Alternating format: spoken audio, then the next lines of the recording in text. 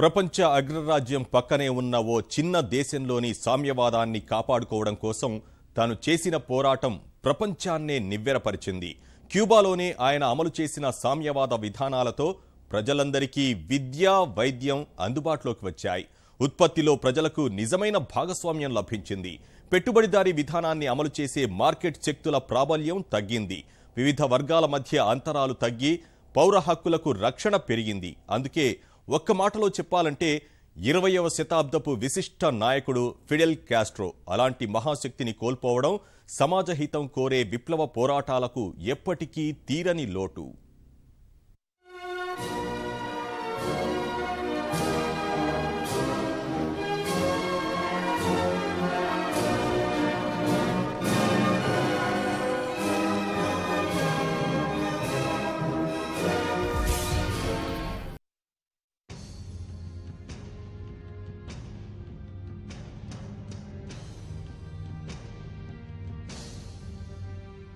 విప్లవం అంటే గులాబీల పాన్పు కాదు.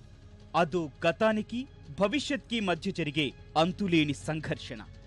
ఇదే స్ఫూర్తితో క్యూబా చరిత్రను తిరగరాసిన విప్లవ సేనాని ఫిడెల్ కాస్ట్రో. ఆ గెడ్డం ముఖం ప్రపంచానికి చిరపరిచితం.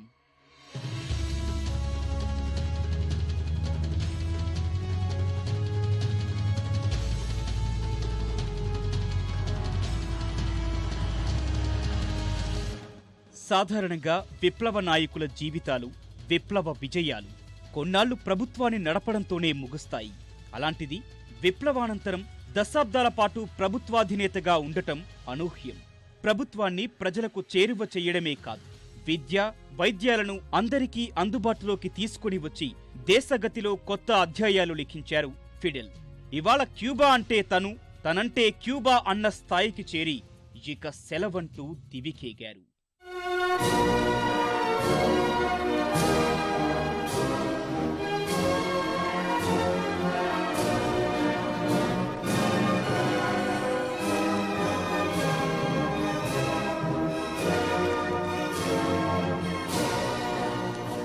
అతి చిన్న దేశం, అతి తక్కువ జనాభా కలిగిన దేశం, కానీ ఇవాళ ప్రపంచ వేదికలపై ఎక్కడా పరిచయం అవసరమే లేని దేశం.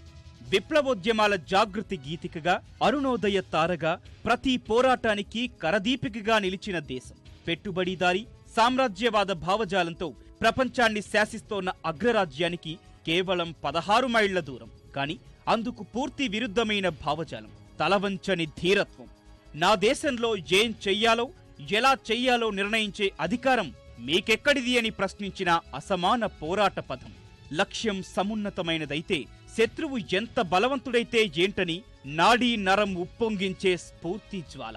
వాటన్నింటికీ ఒకే చిరునామాగా ఇంత క్యూబాను అంతెత్తున నిలిపింది ఫిడెల్ కాస్ట్రో.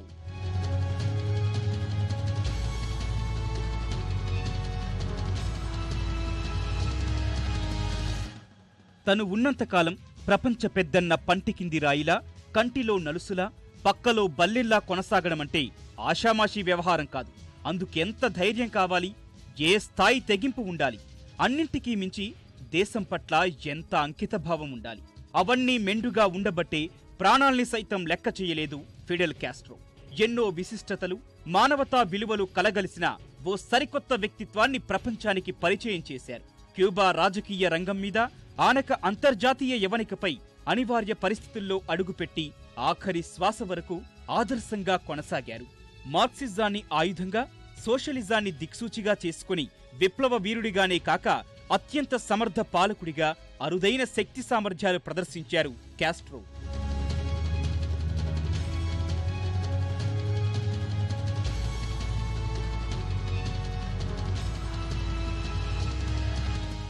ఈ దేశాన్ని సమూలంగా మార్చగలిగినప్పుడు నేను సంతోషిస్తాను.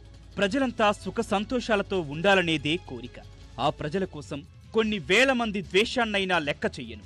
బంధువులు, స్నేహితులు, నా సహచర విద్యార్థులు ఎవరూ అందుకు మినహాయింపు కాదంటూ దశాబ్దాల క్రితమే అసలైన జాతీయవాద ఉద్యమాలను ఎలా నిర్మించాలో దిశానిర్దేశం చేసిన వ్యక్తి ఫిడెల్ కాస్ట్రో. సాటి కమ్యూనిస్టు కార్యకర్తల్ని ఉద్దేశించి ఇదే చివరి ఉపన్యాసం కావచ్చంటూ చేసిన ప్రసంగంలోనూ కమ్యూనిస్టు పార్టీ కార్యకర్తలు మార్క్సిస్టు, సోషలిస్టు విలువలకు కట్టుబడి పనిచేయాలి. ఎలాంటి పరిస్థితుల్లోనూ వ్యక్తిగత జీవితాలకు ప్రాధాన్యం ఇవ్వక ప్రజా సంక్షేమమే ధ్యేయంగా ఉండాలి అని పోరాటాల అంతిమ లక్ష్యం ఏం కావాలో బోధించారు. Pronto deberé cumplir 90 años. Nunca se me habría ocurrido tal idea y nunca fue fruto de un esfuerzo, fue capricho del azar. Pronto seré ya como todos los demás. A todos nos llegará nuestro turno, pero quedarán las ideas de los comunistas cubanos. A nuestros hermanos de América Latina y del mundo debemos transmitirle que el pueblo cubano vencerá.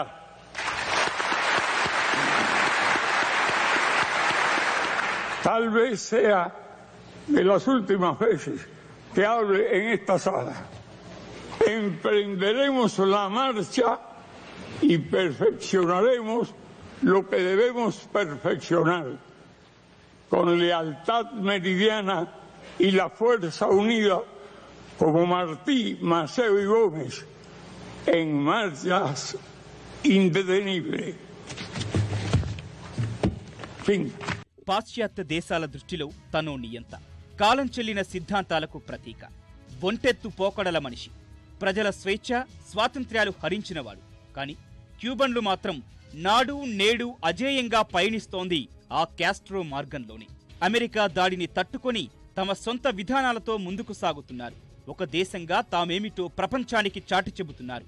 కారణం, అన్నేళ్లు అధ్యక్షుడిగా కొనసాగి మరే దేశాధినేతకు సాధ్యం కాని విధంగా తనదైన శైలిలో ముందుకు సాగారు కాస్ట్రో. 1959 నుంచి 2008 వరకు 49 సంవత్సరాల పాటు చరిత్ర పుటల్లో తనదైన ముద్ర వేశారు.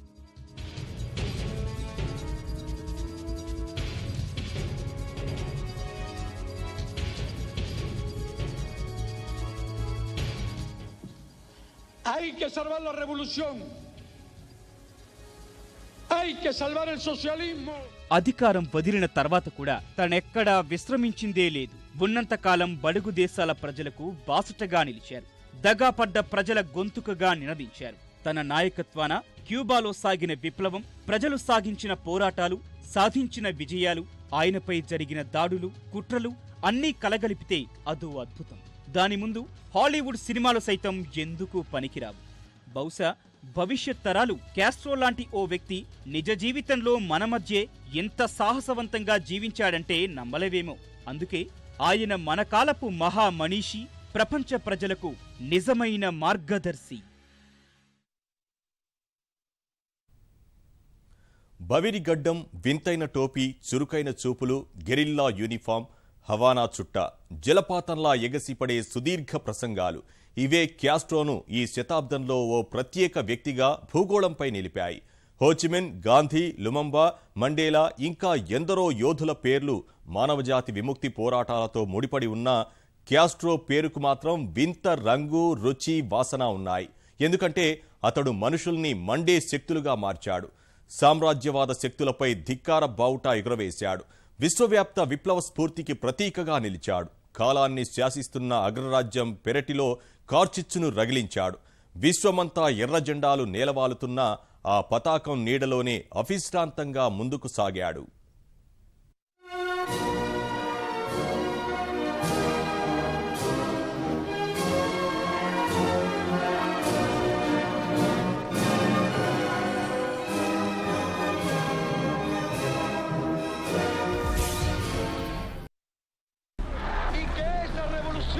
Socialista la defendemos con esos fusiles.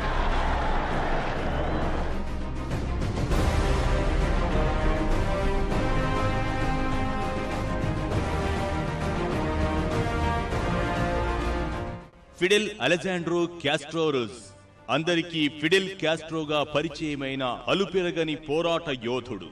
జన్మించింది సంపన్న కుటుంబంలోనే. ఓరియంటల్ ప్రావిన్స్ తీరంలో క్యాస్ట్రో తండ్రి ఏంజెల్ క్యాస్ట్రోకు విస్తారమైన చెరుకు తోట ఉండేది.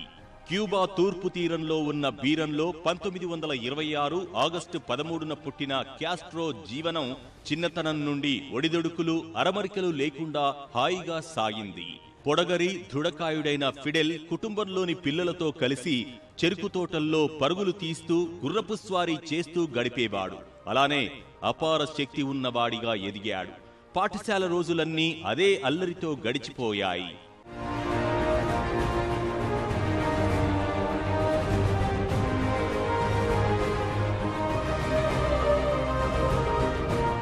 పంతొమ్మిది 1942లో హవానాలో ఫిడెల్ హైస్కూల్ విద్య ఆరంభమైంది. రోమన్ క్యాథలిక్కులు నడిపే ఆ స్కూల్ ఉన్నత వర్గాలకే అందుబాటులో ఉండేది. అక్కడే ఫిడెల్ చదువుతో పాటు జీవిత పాఠాలు నేర్చుకున్నాడు. తెలివైన విద్యార్థిగా, అద్భుత వక్తగా, ఛాంపియన్ అథ్లెట్గా గుర్తింపు పొందాడు. 1944లో క్యూబాలోనే అత్యుత్తమ హైస్కూల్ అథ్లెట్గా ఎంపికయ్యాడు. 1945లో పాఠశాలను వదిలేటప్పుడు అతని ఫోటో కింద అతను తన జీవితపు పుస్తకాన్ని అద్భుతమైన పేజీలతో నింపుకుంటాడన్నది నిస్సందేహం అనే మాటలు ఎవరో లిఖించారు. ఆ తర్వాత అతని జీవితం ఆ విషయాన్నే నిరూపించింది.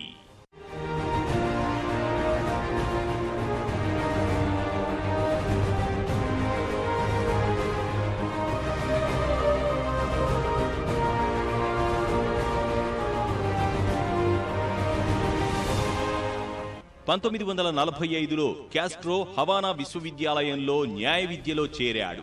అప్పట్లో ఆ వర్సిటీ ప్రాంగణం విద్యార్థి రాజకీయాలతో హింసాత్మకంగా ఉండేది. ఫిడెల్లో మెరుపుని గమనించిన సాటి విద్యార్థులు తొలి ఏడాదిలోనే తమ విశ్వవిద్యాలయ ఫెడరేషన్ నేతగా ఎన్నుకున్నారు. అలా విద్యార్థి ఉద్యమ రాజకీయాల వైపు దృష్టి సారించారు క్యాస్ట్రో. 1947లో పార్టీ ఆఫ్ క్యూబన్ పీపుల్లో చేరాడు. పార్టీ అధ్యక్షుడు చిబాస్ ఎన్నికల్లో ఓడిపోయినా అతడి తరఫున పార్టీ వ్యవహారాలు చక్కబెట్టేవాడు.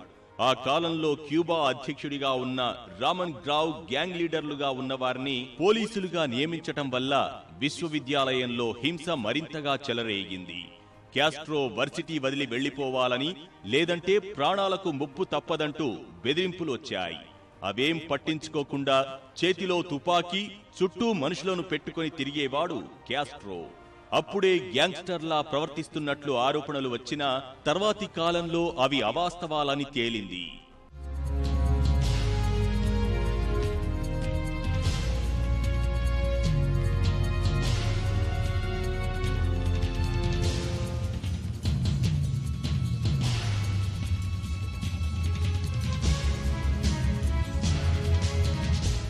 కళాశాల స్థాయిలోనే విప్లవాత్మక భావాలు కలిగి ఉన్న క్యాస్ట్రో ఆ సమయంలో లాటిన్ అమెరికా దేశాల్లో సాగుతున్న అనేక పోరాటాలను గమనించాడు. మార్క్సిస్ట్ భావాలతో విపరీతంగా ప్రభావితుడై కేవలం విప్లవం మాత్రమే క్యూబా పరిస్థితిని మార్చగలదని, ప్రజాతంత్ర సమాజాన్ని నిర్మించగలదని విశ్వసించాడు.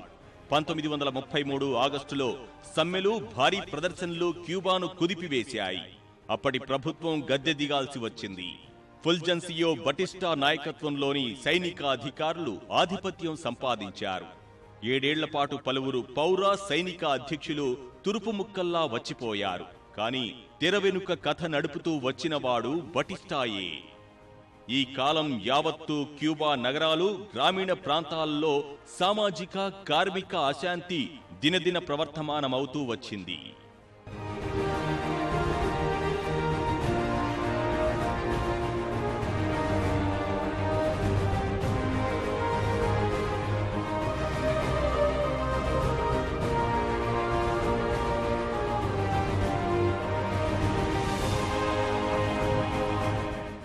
పంతొమ్మిది 1935లో జరిగిన దేశవ్యాప్త సమ్మె నిర్దాక్షిణ్యంగా అణచివేతకు గురైంది. బటిస్టా కూడా తనే అధ్యక్షునిగా ఉండాలని నిర్ణయించుకున్నాడు. తర్వాత అనేక రాజకీయ మార్పులు, ప్రతిపక్ష పార్టీలు చెల్లాచెదురైపోయాయి. మిగిలిన ఏకైక విప్లవ శక్తి విద్యార్థులు మాత్రమే. వారి నిరసనలకు కేంద్ర బిందువుగా ఫిడెల్ క్యాస్ట్రో నిలిచాడు. క్యూబాను విముక్తి చేయడం విప్లవకారుల విధి అని భావించి సరికొత్త వ్యూహాన్ని సొంతగా తయారు చేసుకోవాలని నిర్ణయించుకున్నాడు. ఆ క్రమంలో అనేక సార్లు అరెస్ట్ అయ్యారు. విచారణలో భాగంగా సొంతగానే వాదించుకుంటూ కోర్టులో 2 గంటల పాటు నేను నిర్దోషి అని చరిత్ర రుజువు చేస్తుంది అంటూ క్యాస్ట్రో చేసిన ప్రసంగం క్యూబా ప్రజలకు మేనిఫెస్టోగా మారింది. చరిత్రలో చిరస్థాయిగా నిలిచింది. అప్పుడే క్యాస్ట్రోకు 15 ఏళ్లు జైలు శిక్ష పడింది. 1954 నవంబర్లో జరిగిన ఎన్నికల్లో తిరిగి అధ్యక్షునిగా ఎన్నికైన బటిస్టా పదవి సురక్షితమని భావించి రాజకీయ ఖైదీలకు క్షమాభిక్ష పెట్టారు. ఏడాది పాటు శిక్ష అనుభవించిన క్యాస్ట్రో జైలు నుంచి విడుదలై తిరిగి ఉద్యమానికి ఊపిరిలూదాలని నిర్ణయించుకున్నాడు.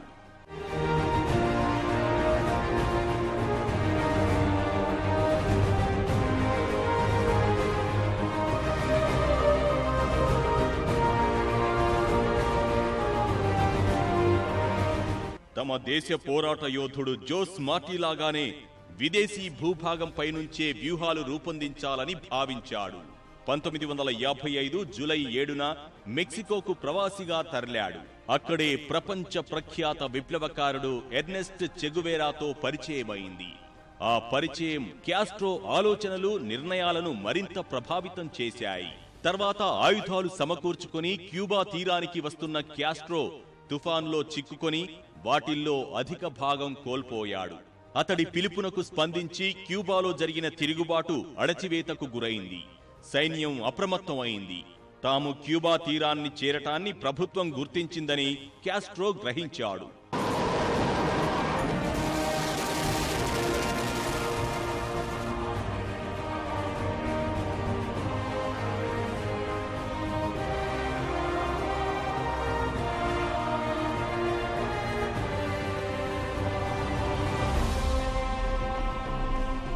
తప్పించుకునేందుకు సహచరులతో కలిసి ఓ చెరుకు తోటలో మకాం వేశారు. కానీ స్థానిక రైతు చేసిన ద్రోహం వల్ల ఆ చెరకు తోటను సైనికులు చుట్టుముట్టారు. వారు తిరుగుబాటుదారులపై కాల్పులు ప్రారంభించారు. ఈ పోరులో 20 మంది క్యాస్ట్రో అనుయాయులు మరణించారు. మిగతా వారు చిన్న బృందాలుగా తప్పించుకున్నారు. తనతో పాటుగా మిగిలిన మరో 2 కలిసి క్యాస్ట్రో కొన్ని రోజుల పాటు ప్రభుత్వ సైనికుల కంట పడకుండా ఎత్తైన కొండ ప్రాంతాలకు చేరుకున్నాడు. అక్కడ నుంచి తిరిగి అనుచరులను సమకూర్చుకొని సమరభేరి మోగించాడు.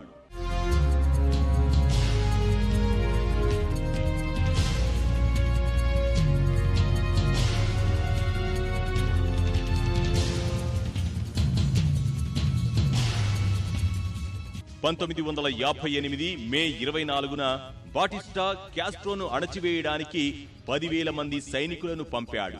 అయితే ఆ సైనికులకు శిక్షణ లేకపోవడం వల్ల, తిరుగుబాటుదారులు గెరిల్లా యుద్ధతంత్రంలో కాకలు తీరటం వల్ల వారి పరాభవం తప్పలేదు. ఒక్కొక్కటిగా వివిధ ప్రావిన్స్లు విప్లవకారుల వశమయ్యాయి. 1959 జనవరి 1న పరిస్థితి చేయి దాటిపోయిందని గ్రహించిన బటిస్టా దేశం వదిలి పలాయనం చిత్తగించాడు.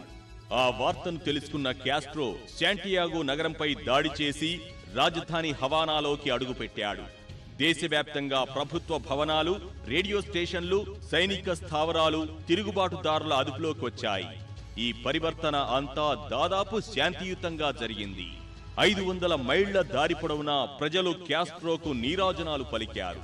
అధ్యక్ష భవనం దగ్గర 5 లక్షల మంది క్యూబన్లు ఆయనకు స్వాగతం పలికారు. తిరుగుబాటు విజయవంతమయ్యింది.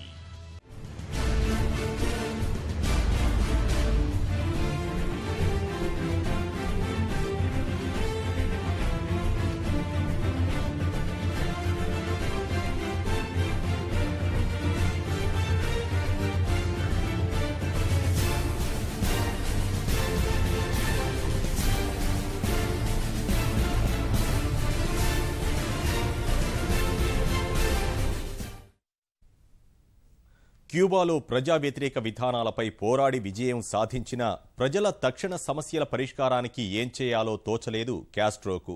అయితే మొదట్లో కొంత ఇబ్బంది అనిపించినా సర్దుకొని క్యూబా పునర్నిర్మాణానికి శ్రీకారం చుట్టారు. కొత్త ప్రభుత్వం మొదట చేపట్టిన చర్యలు విప్లవాత్మకంగా కాక సంస్కరణాత్మకంగా సాగాయి. క్యాస్ట్రో ఏలుబడిలో క్యూబా ప్రత్యామ్నాయ వనరులను కనుక్కోవడంలో గొప్ప విజయాలను సాధించింది. అంతేకాదు ఆ దేశాన్ని బలమైన ఆర్థిక శక్తిగా మలిచిన ఘనత క్యాస్ట్రోదే. అభివృద్ధి చెందిన దేశాల స్థాయికి దేశాన్ని పురోగమింపజేసిన గొప్ప వ్యూహకర్త ఆయన.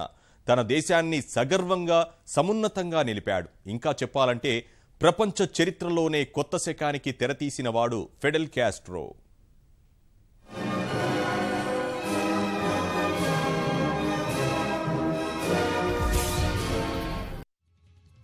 క్యూబా ప్రధానంగా వ్యవసాయిక దేశం. ఆ దేశపు భూభాగంలోని 4వ వంతు చెరకు తోటలే. అయితే చెరకు తోటల్లోని అత్యధిక భాగం కొద్ది మంది వ్యక్తులు లేదా సంస్థల చేతుల్లో ఉండేది. యజమానుల్లో ఎక్కువ మంది అమెరికాలో నివసించేవారే. ఫలితంగా వారి పెత్తనమే కొనసాగేది. వారికి జత కలిసిన కొందరు స్వార్థపరుల తీరుతో అవినీతి తీవ్ర స్థాయికి చేరింది. అందుకే ఒకేసారి అవినీతి నిర్మూలన, వ్యవసాయ సంస్కరణలకు క్యాస్ట్రో శ్రీకారం చుట్టారు. ఫలితంగా చెరకు ఎస్టేట్ల యజమానులు, సంస్థలు క్యాస్ట్రోపై కత్తికట్టాయి. అయినా క్యాస్ట్రో వెనకడుగు వేయలేదు. వ్యవసాయిక సంస్కరణల అమలుకు కమ్యూనిస్టు పార్టీతో చేతులు కలిపారు. అనుభవం, నిర్మాణ దక్షత గల కమ్యూనిస్టుల సహకారంతో ముందుకు సాగాలని నిర్ణయించుకున్నారు. దక్షిణ అమెరికా, ఉత్తర అమెరికాల్లోని ఏ దేశము క్యాస్ట్రోకు అంతగా సహకరించకపోయినా నిరాశ చెందక సుదూరంలో ఉన్న సోవియట్ యూనియన్తో ఒప్పందాలు చేసుకున్నారు.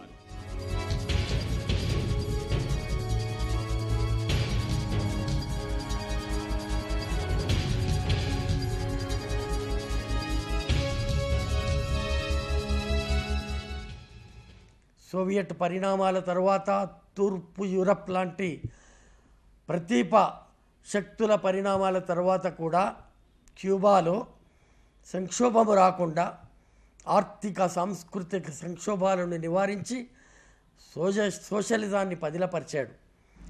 ఎంతో కష్టపడి ఒక కొత్త సమాజాన్ని నిర్మించి నూతన క్యూబన్ మానవ నిర్మాణానికి బాటలు వేసిన ఒక మహానేత.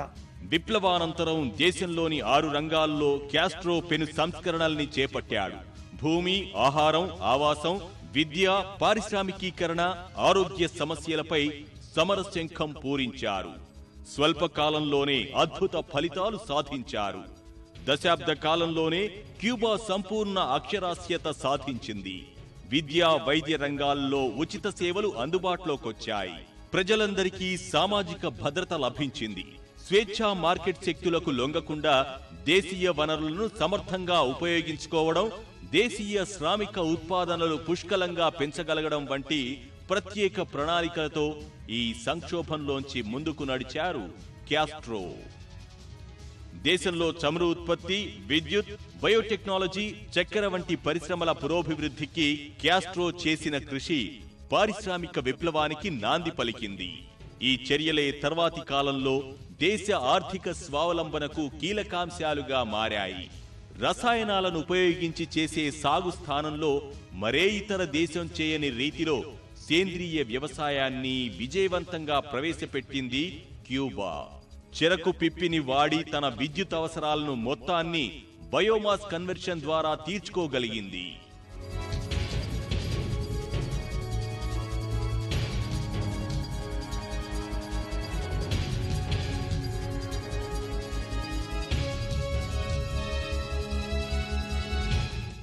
అంతర్జాతీయ క్రీడా పోటీల్లో క్యూబాది ప్రత్యేక స్థానం. ఒలింపిక్స్ లో క్యూబా అవలీలగా 10-15 పతకాలు సాధిస్తూ యావత్ క్రీడా ప్రపంచాన్నే నివ్వెరపరుస్తోంది. బాక్సింగ్ లో క్యూబాది ప్రత్యేక స్థానం. ఆ దేశపు బాక్సర్ బరిలో దిగాడంటే ప్రత్యర్థి చిత్తు కావడం ఖాయమన్న స్థాయికి ఎదిగింది.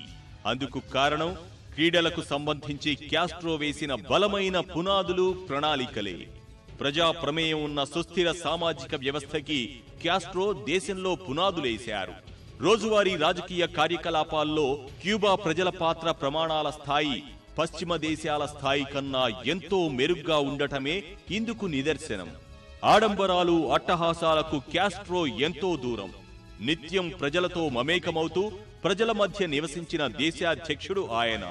చివరకు ఐక్యరాజ్య సమితి సమావేశాలకు న్యూయార్క్ వెళ్లినప్పుడు కూడా సాధారణ బస్తీలో బస చేసి తానేమిటో లోకానికి చాటారు. 1991లో మొదలైన క్యూబా ఒంటరితనం ఆ దశాబ్దం ముగిసేలోగా మారిపోయింది. క్యూబా స్ఫూర్తితో 1998 నుంచి లాటిన్ అమెరికాలోని అనేక దేశాల్లో వామపక్ష ప్రభుత్వాలు ఏర్పడ్డాయి. వెనుజువెలాలో చావెజ్, బొలీవియాలో మొరేజ్, బ్రెజిల్లో డిసిల్వా, నికరాగువాలో డానియల్ ఆర్టేగా లాంటి పలువురు వామపక్ష నేతల విజయాలతో లాటిన్ అమెరికా అరుణవర్ణం దాల్చింది. క్యూబా విప్లవం సామాన్య ప్రజల్లో వెలిగించిన జ్యోతిని భవిష్యత్ తరాలకు భద్రంగా అందించేందుకు యావత్ లాటిన్ అమెరికాలోని పేదలు చరిత్ర వేదికపైకెక్కారు. ఇది క్యాస్ట్రో సాధించిన అద్భుత విజయం. అలాంటి సమయంలో 2006 జూలై 31న క్యాస్ట్రో ఉదరకోశ సంబంధ వ్యాధితో శస్త్రచికిత్స చేయించుకున్నారు. తన పదవీ బాధ్యతలను తమ్ముడు రౌల్ క్యాస్ట్రోకు అప్పగించారు.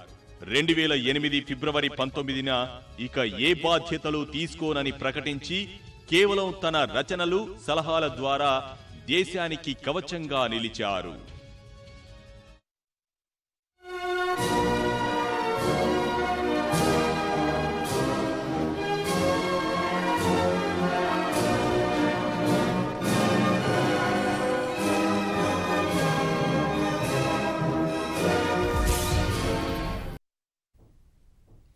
మరిన్ని విభిన్న అంశాలతో మరో ఇది సంగతిలో కలుసుకుందాం. నమస్కారం.